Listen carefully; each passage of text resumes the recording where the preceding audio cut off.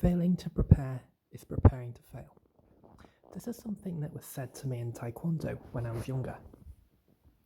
It is a principle that I followed back then and still do now, and it served me quite well.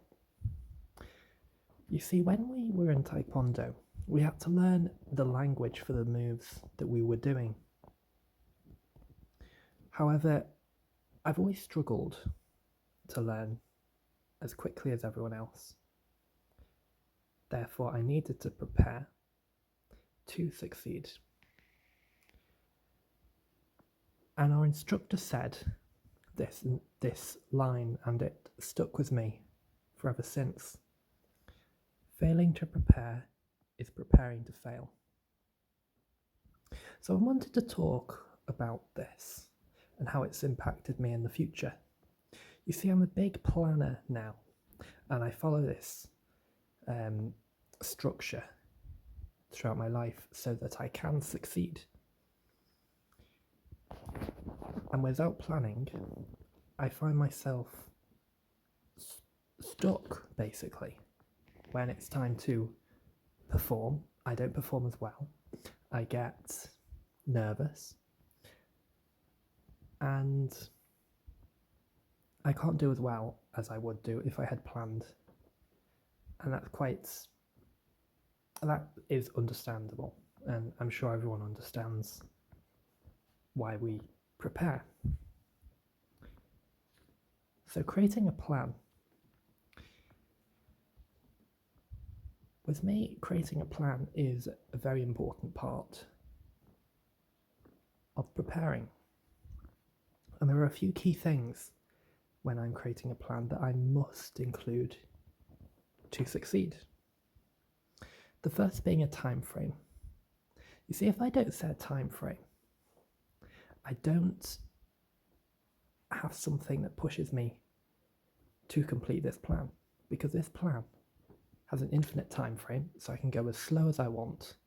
And if I do that, the plan won't succeed, because I'll keep pushing the plan back further and further, and I'll have an excuse to push it back.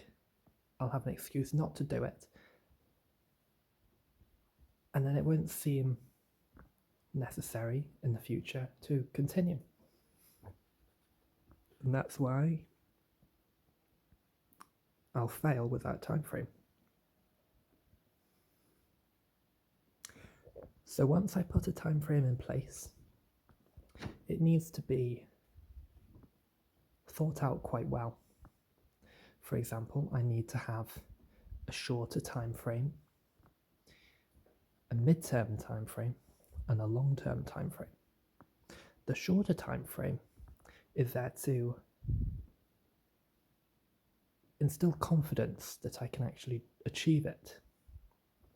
The mid-term time frame is there to show a more difficult challenge for when I get over those smaller time frames.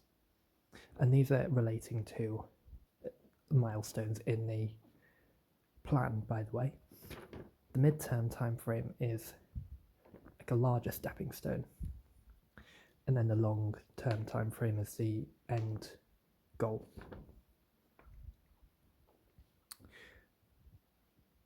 So the next part of my plan is something that I've started to do more recently, and it's a very important thing in my case, because things go wrong. Whenever we make a plan, we can't foresee the future.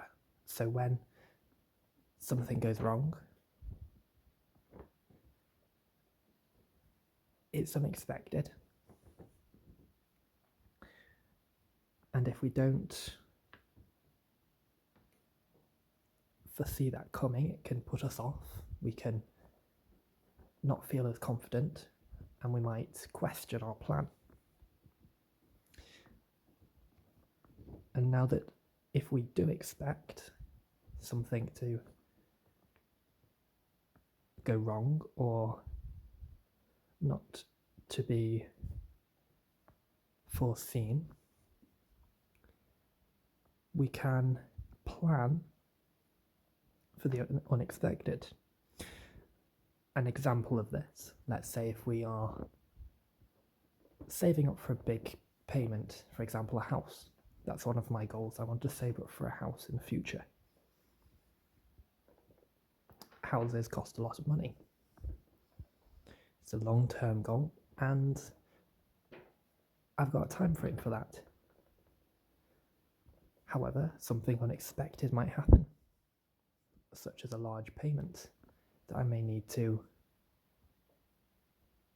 take care of, and that plan may not fit unless I put something in place to allow it to fit. A great example of this is an emergency fund, something that gives you a buffer to allow your plan to continue rolling over even though something has gone wrong.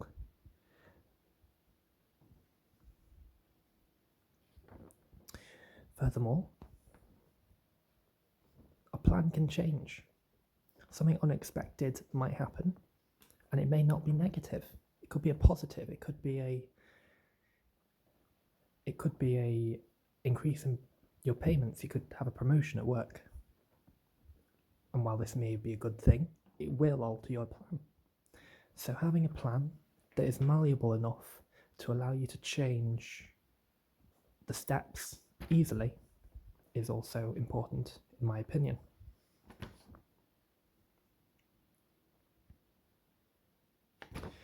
So giving yourself a buffer in your plan, for example, in this monetary example, it could be that emergency fund. If you're training for a marathon, say, it could be a longer time frame than you would have usually trained for the beginning of the race. So if you're running for a marathon, for example, you may have a certain number of months that you're training. Give yourself a few more months extra as a buffer.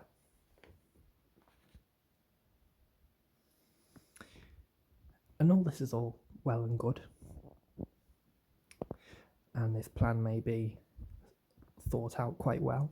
We've got things in place to help out for the unexpected. Yeah, another thing I personally have struggled with when creating plans is following them. We all get tired, we may get lazy. Things just might come up to prevent us from performing. We may get injured and cannot continue with our marathon training, and it might set us back. We might go on holiday, find that we lose track of our plan, get lazy, say, and forget to continue with putting money towards a house for a few months. In that example, I'm struggling to think of examples here. However, to prevent this, which is a technique I've only just put in place myself now, is rewarding myself for completing milestones. And a great example of this is saving for a house in my plan now, is that if I stick to the plan for a whole year, I can have a small reward of a certain price point, let's say. I can write that down. If I achieve that, I can tick it off. if I don't achieve it, I can't have a reward. And that gives me an incentive to follow the plan out. And for when things happen where I may get lazy or may forget about the plan, I've got that desire to keep going and have that incentive to put things in place to remind myself to keep following the plan to get that reward. So sticking to the plan with a reward. How do we do that? How do we put that in place? Tracking your progress. This is self-explanatory, really. We need to track our progress if we've got a time frame in place. If we want to reward ourselves for sticking with the plan, if we don't track the progress, we don't know where we're at, or it's very difficult to judge where we are at within our plan.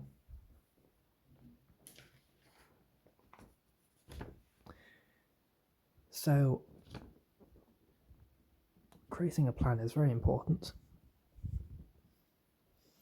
because if we prepare for success, it may not happen, but it is far more likely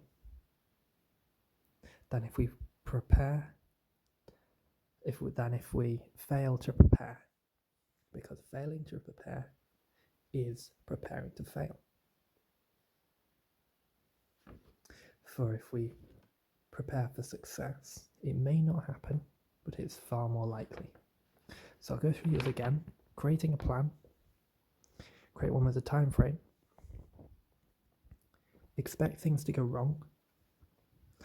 So plan for the unexpected. And give yourself a buffer.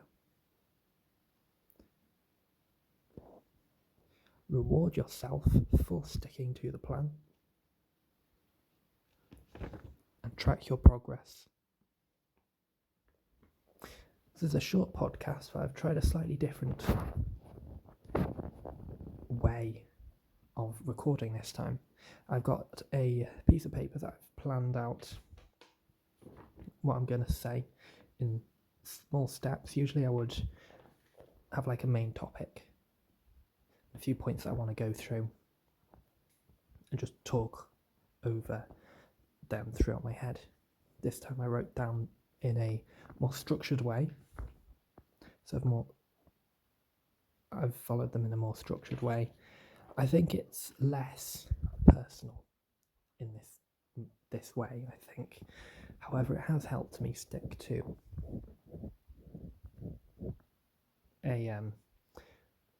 it's helped my wording. In the future, I'm going to try a mix of both. Maybe writing down a few points that I want to go through, but not the entire detailed steps within each point. So thank you for listening. Create your plan.